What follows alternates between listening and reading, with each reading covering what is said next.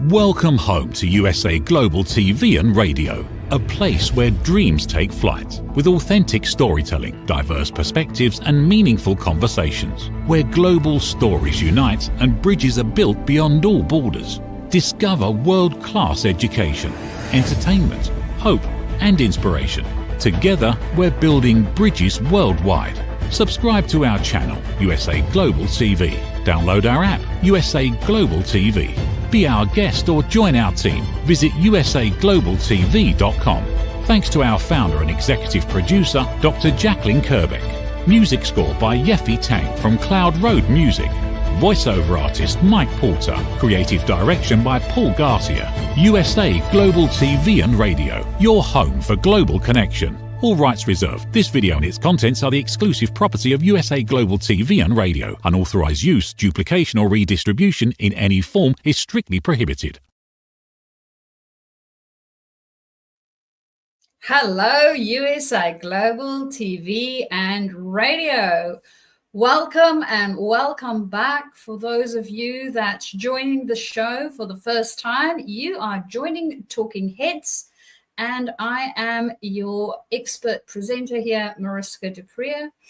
And if you are back with us, welcome back. And I am looking forward to enjoying another topic around leadership with you today and exploring it a little bit more to see what it is that we can learn and how we can be even better leaders. So with all of that being said, I am sure that you guys would love to jump into this leadership topic because we do have a juicy one today, looking at coaching skills as a leader and what we can potentially expect, and also when is good times for us to use that, right? As you might think about any leadership type of skill, we do not use the same skill in all areas all the time. We use our skills a little bit like we would use tools in a toolbox. So if you think about a hammer, we are not using said hammer for everything. Sometimes we need a screwdriver, and sometimes we need different types of screwdrivers for different types of things. So our skills as leaders work pretty much the same way. And today we're going to explore when to use coaching, when's a good time for that to be used, and when do we rather want to use our managerial type of skills in those other areas. So let's jump into this. First off, we will look at our typical normal managerial skills. So when you think about your managerial skills, this will come to play in spaces like, for instance, when we have our milestones or deadlines that we are moving towards, setting those up and making sure that they are nice and challenging, yet achievable. That would be within the more managerial space. We will also look at the operational efficiency type of things within that space, as well as tasks.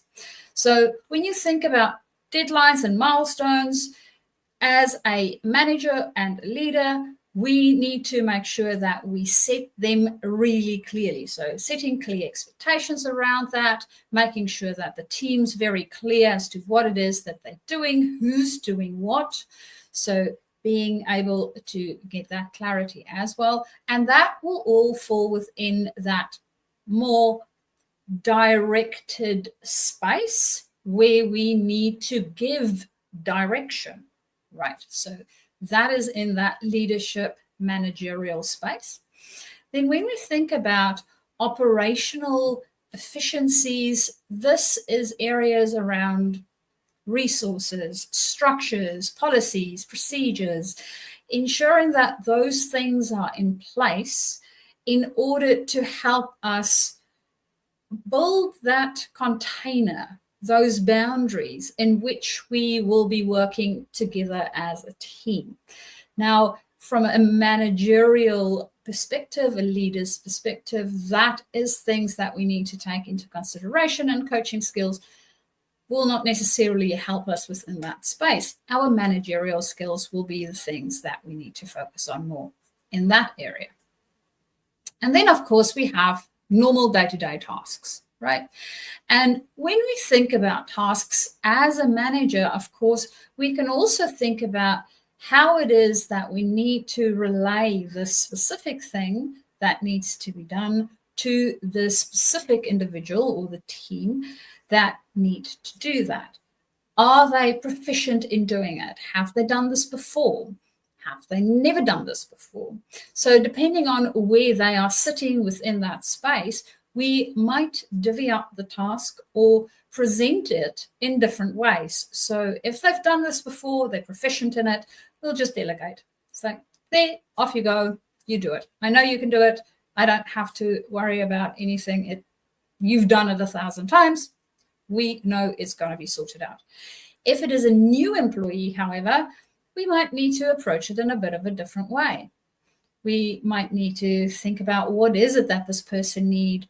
Do they need a little bit more structured guidance? Do we need to send them with somebody else so that they can learn from them in a certain way?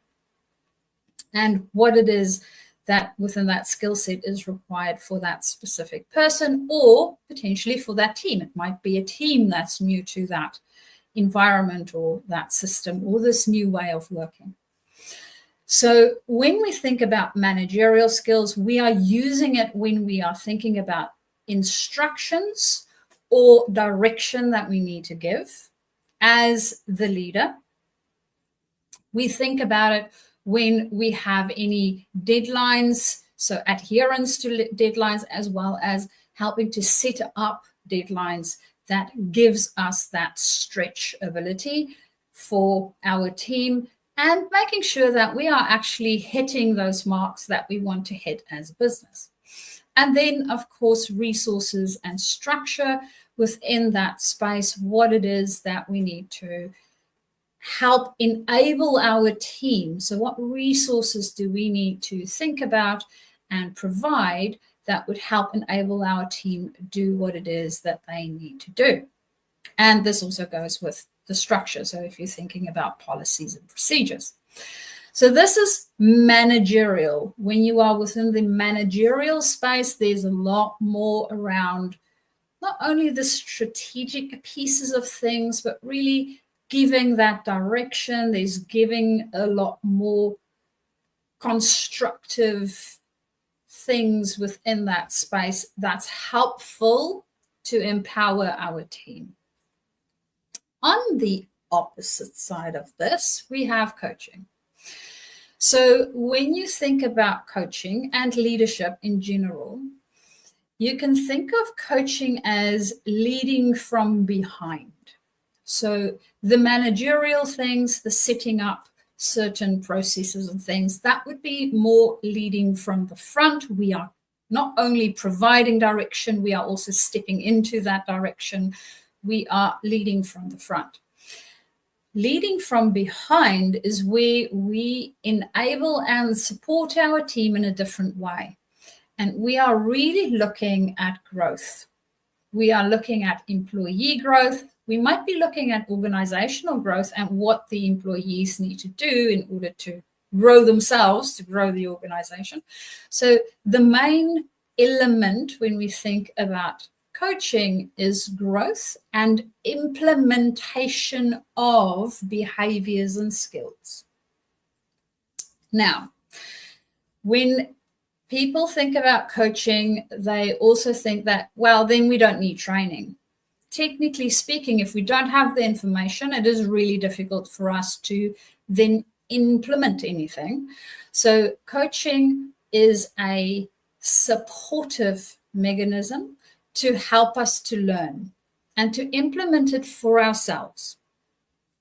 So when you think about coaching as a leader, this will be a place where you have an employee that wants to develop a specific skill set, or you want your team to develop specific behaviors.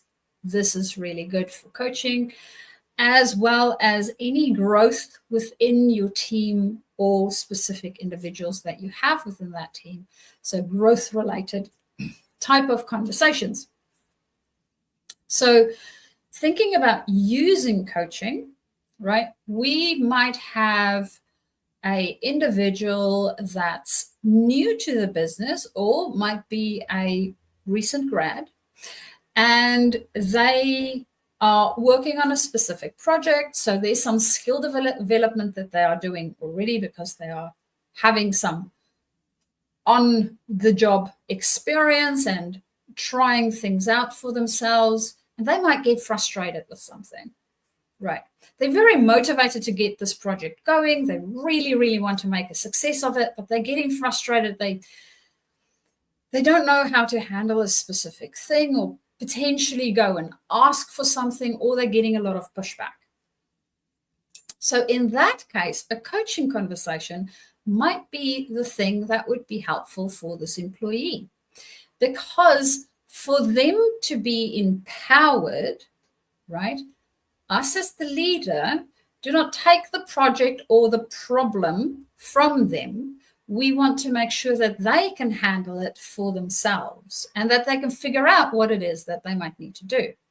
So we might coach that employee through their thinking around what might be the most appropriate next step, or how to have that tricky conversation, or potentially how to say no to somebody because, well, we have a deadline on this specific thing. So that becomes a coaching conversation. We also can have coaching conversations when, as I mentioned, this person is having a challenge or they need to build confidence, right? So looking at what it is that's required to empower them to become more confident or to overcome that challenge. Now, if we give them the answer from what we would have done, similar to what mentoring would do, right? So in a mentoring conversation, we share from our experience. This is what I found. This is how it looked for me, to give them a couple of ideas. Wonderful. That might be required. From a coaching conversation, we are asking them questions to get to their own way of thinking and their own ideas of how they want to approach this and what's important to them. So the difference between the two, and I've seen quite a few people fall into that trap, is we think when we give advice or we help to give ideas to others, that would be helpful to them. And it was helpful to us at the time when we did it and learned from our own mistakes. The thing is, for this person, it may or may not be relevant. And they may or may not be able to utilize whatever it is that we gave them. Whereas if we were to use a coaching approach, we will ask them questions to help them think through it for themselves and come to a conclusion that would work for them. This may or may not look almost similar to what we did ourselves, right? But they came up with it and they're going to try it. So what you end up getting is you get a person that's a lot more engaged with the solution, because guess what? They created it themselves. And you also get a person that started to utilize that thinking process. So next time they get to something similar, they know how to figure it out for themselves. And this is what we want to do within the coaching space, is we want to help them, not necessarily so much with this is the problem and now I get a solution for it. It's more around the what type of thinking do I need to do, or how do I need to change my thinking in order to get to a solution, right? So there's a bit of a difference in how we approach this whole thing when we think about it in a coaching way. So we want to empower them to come up with the solutions for themselves, which means they need to go through a thinking process that they have discovered for themselves work. It does not necessarily help if we share our thinking process, because they do not have our vast amount of experience. And next time they come across the same thing, what's going to happen? They're going to come running to you and say, help, help, I don't know what to do. We don't want that. We want to empower them and help them so that they can do it themselves, hence the questioning. The other place is when we are building skills or behaviors. So if we want to change a behavior or build a skill set, a way of thinking for them, then questioning works really, really well. Now, when you think about coaching, and you can go back to one of my other talking heads, we delved into specific things within the coaching space that's very helpful for us as leaders. You will notice that questioning and listening, two of the top things that we need to do as leaders when it comes to coaching others, right? First off, very, very first thing is we need to learn to listen. Keep our own mouth shut, ask the question, and let the other person do the thinking. We do not ask questions that's closed, so that's a yes-no question. And the reason why we say they are closed questions is because the person do not elaborate, right? They can say yes or no, and that's it. So that's a very closed, short question. We want to use open questions. Open questions typically would start with what, where, when, how. Why I would normally try to not go into, except if you are doing a risk assessment when you do the 5 whys to get to the root cause analysis, because whys have us on defensive, especially in learning spaces. We want to be very, very careful with why questions. So open questions, the where questions or when questions or what questions, especially what questions. Really, really good questions to ask to help them get their thinking going. And again, you can go and have a look at one of my other talking heads where we explore questions and what different questions will do, so that you can get a better idea of how to ask good questions. So within the question space, we can help to change the behaviors that we might be seeing. Now, to give you an example of this, say, for instance, we have a team and we want them to take more accountability for deadlines, right? We have this team. We want them to take more accountability for deadlines. Now, one of the things that we identified around why they don't take accountability for deadlines, so we did a bit of a risk assessment ourselves and we went through the whys and we came to the conclusion that we have this team that don't take responsibility for deadlines because the deadlines are very murky. They are not clear. Okay, now we know we need more clarity on deadlines. We also know that we want them to commit to said deadline. So how do we do this? Well, we ask them, first off, what it is that they think the deadline should be, right? So give me an idea of what your time frame is. And they say 2 weeks. Okay, in 2 weeks for this deadline, what will I step away with? What am I going to get, right? Get clarity on that deadline's outcome.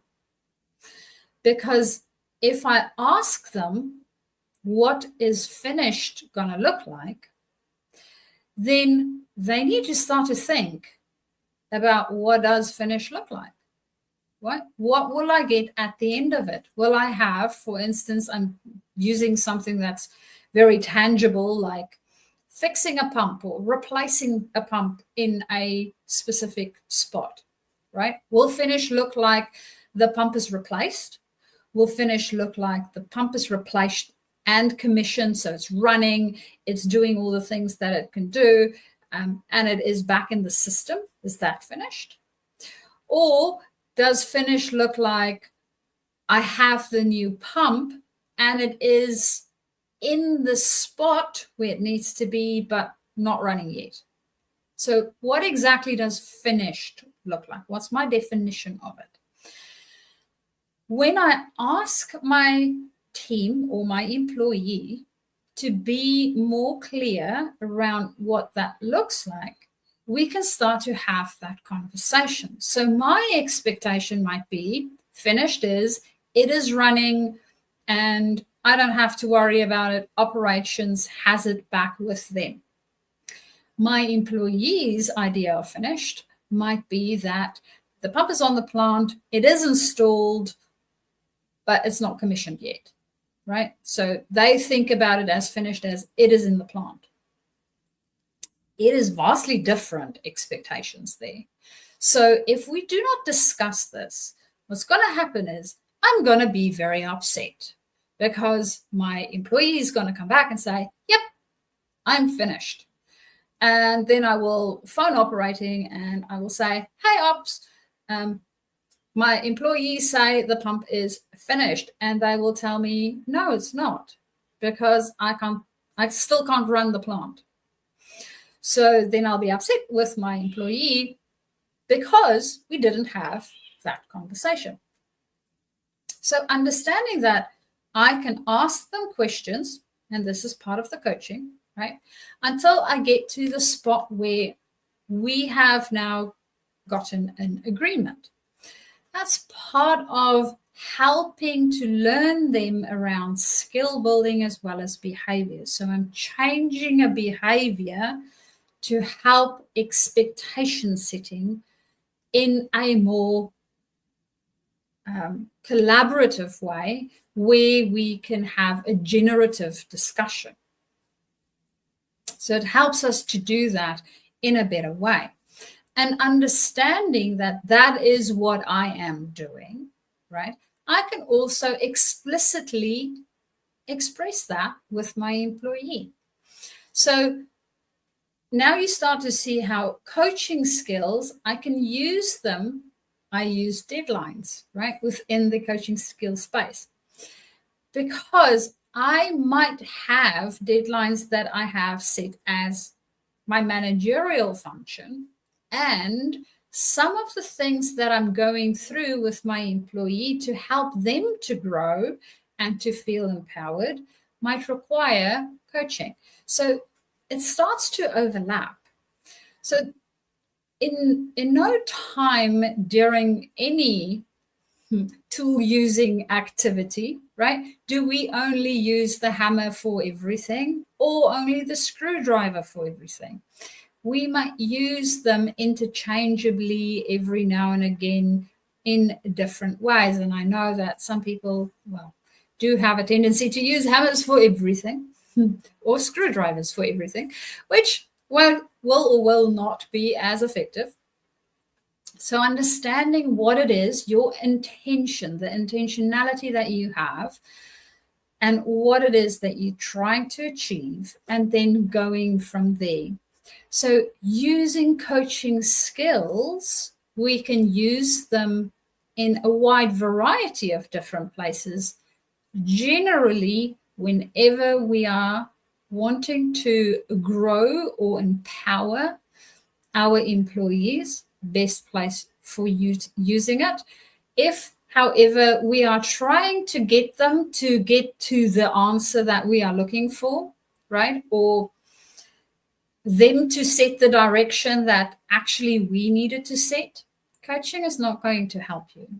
Because what's going to happen is you might be asking them questions which will get you very frustrated because they never come up with the answer that you actually look for, because they're not seeing the same direction as you might be seeing.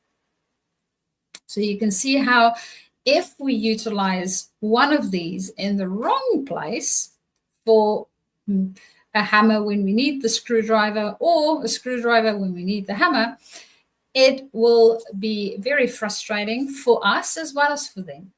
So understanding how to utilize our coaching skills are very, very good way to go about it. And now you have a little bit more clarity on when to use coaching and when to manage and give that instructions or direction as required. And with that, that brings us to the end of our show today. Of course, if you are trying to get hold of me or you want to discuss any of our leadership-related topics or tips or tricks, or you might need some guidance or assistance in your own space, you can get hold of me via my email, which is MARISKA, MARISKA, at journey2discover.com. Or alternatively, you can also find me on my website, journey2discover.com, or on LinkedIn, where you can send me a direct message and we can start our conversation. And with that, we will now go to our sponsors, and I look forward to seeing you guys in our next episode. Bye for now. From the magical world of the amazing adventures of Lady Ella comes a heartwarming new journey filled with kindness, courage, and compassion. Lady Ella, the beloved ladybug and listening mentor, is back, and this time she is not alone. Meet her brave and thoughtful brother, Lord Jack. Together, they take flight on their very first kindness adventure. Along the way, they meet 3 new friends in need: a duck feeling discouraged, a mouse struggling to be understood, and a busy little bee who's completely lost. But with the power of elevated listening and simple acts of kindness, Lady Ella and Lord Jack show us how understanding and empathy can make the biggest difference in someone's day. Written by Dr. Jacqueline Kerbeck, the listening mentor, this 9th book in the best-selling Lady Ella series teaches children ages 5 to 10 the essential skills of listening, kindness, and etiquette. Now available for pre-order on Amazon. Scan the QR code and order your copy today. USA Global TV and Radio proudly presents Tracy Cram Perkins, a dementia caregiving survivor teaching how to balance care with peace of mind. #1 resource for dementia caregivers. It's the book Dementia Home Care: How to Prepare Before, During, and After. Over 17,000 copies sold of this must-have guide. And now a testimonial from Tracy Smith. If I was to describe this book to someone who is going through a similar situation, I would underscore how important it is to have some sort of a tool or a guidebook to help you through certain stages. And there's so many, it's such an unknown topic to the average person. And to have this as a reference is essential. It's going to help you get through it personally, as well as help your loved one manage. To learn more, go to tracycramperkins.com. Tracy Cram. Thank you, viewers and listeners of USA Global TV and Radio proudly presents Tracy Cram Perkins, a dementia caregiving survivor teaching how to balance care with peace of mind. #1 resource for dementia caregivers. It's the book Dementia Home Care: How to Prepare Before, During, and After. Over 17,000 copies sold of this must-have guide. And now a testimonial from Tracy Smith. If I was to describe this book to someone who is going through a similar situation, I would underscore how important it is to have some sort of a tool or a guidebook to help you through certain stages. And there's so many, it's such an unknown topic to the average person. And to have this as a reference is essential. It's going to help you get through it personally, as well as help your loved one manage. To learn more, go to tracycramperkins.com. Tracy Cram Perkins is an award-winning author. She's also the host of Dementia Home Care television show. Watch it here on USA Global TV and Radio. Thank you, viewers and listeners of USA Global TV and Radio, for joining us today. We're honoured to have your time and attention as part of our global community. At USA Global TV and Radio, we believe in the power of authentic conversations, meaningful connections, and creating a world of possibilities together.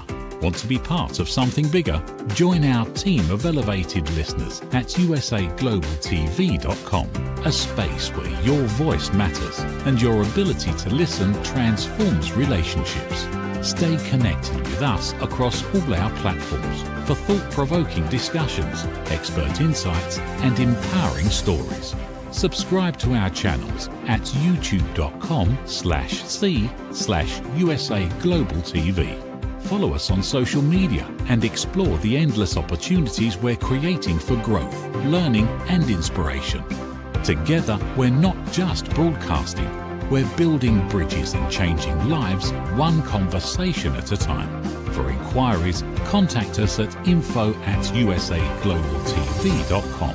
Music by Johnny Dyes. Produced by Executive Producer and Director Dr. Jacqueline Kerbeck. Voiceover by Mike Porter. Creative Direction by Paul Garcia. All rights reserved. Copyright 2025. Visit usaglobaltv.com to view our full terms and conditions.